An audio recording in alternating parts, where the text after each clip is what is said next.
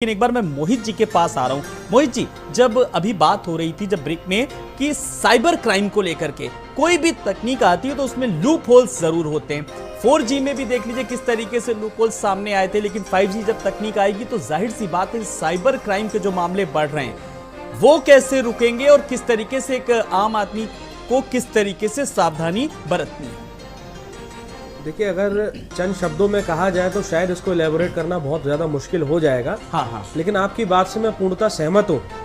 कि जैसे जैसे तकनीकी उपकरणों का बदलाव हो रहा है, 4G से 5G टेक्नोलॉजी पर आ रहे हैं, साइबर के अपराधों में तो इतनी ज़्यादा वृद्धि होने वाली है कि मैं आपसे क्या बताऊँ। हमारी जितनी वर्कफोर्स है, हमारे साइबर सेल हैं, बैकएंड के जितने भी ऐसे सारे संगठन हैं, उन सबको तकनीकी रूप से एनहेंस करने की और PPP मॉडल पर एक कार्य करने की और साथ ही साथ उन लोगों को प्रशिक्षित करने की बहुत ज्यादा जरूरत है। कुछ ऐसे उदाहरण मैं आपको बता दे रहा हूं, जैसे क्रिप्टो के केसेस आ रहे हैं। क्रिप्टो करेंसी आपने सुना होगा, लेकिन इसके आगे ये नहीं पता होगा कि क्रिप्टो के कई ऐसे केसेस हैं जो लोगों को इन्वेस्टमेंट के नाम से लगभग करोड़ों लाखों रुपया अपने पास इन्वेस्ट कर रहे हैं, लेकिन साइबर सेल उनको पकड़ नहीं पाता क्योंकि एक वर्चुअल आईपी के माध्यम से वो भारत में बैठे हुए न्यूयॉर्क की आईपी से एक्सेस करते हैं और जब उनको ट्रेस करने की कोशिश करता है तो उस समय वो न्यूयॉर्क दिखाई देता है। तो आप सोचिए, जब तकनीकी बदलाव होंगे तो इसी प्रकार के वो लोग चीजों का भी इस्तेमाल करना शुरू कर देते हैं। बहुत बेसिक, मैं जितने भी भारत समाचार के दर्शक हैं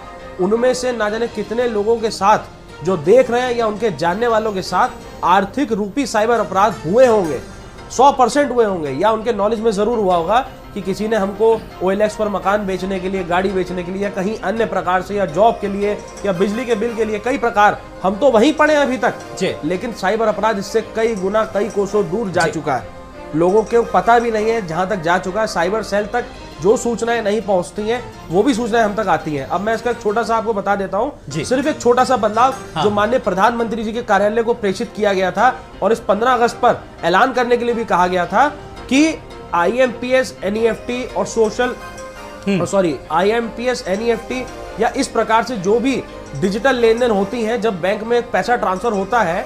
तब उसको 24 से 48 घंटे के लिए, मैं आपके एक्सक्लूसिव आपके चैनल पर ये सार्वजनिक रूप से ऐलान कर रहा हूं, अपने मॉडल को दिखा रहा हूं, समझा रहा हूं कि अगर ये भारत सरकार कर दे तो छोटा सा बदलाव सीधा आज रात 12 बजे से कर दे, जैसे नोटबंदी हुई थी, तो शायद आर्थिक रूपी साइबर अपराधों पर भी कल से ही रोकथाम हो जाएगी। उसके लिए क्या करना है, जितने भी डिजिटल लेन देन में IMPS NEFT ऐसे जितने भी ट्रांजैक्शंस होते हैं उनको 48 घंटे के लिए रोक लगानी है बैंक से। यानी आप बैंक से बैंक में डिजिटल फॉर्म में ट्रांसफर कर सकते हैं लेकिन कैश नहीं निकाल सकते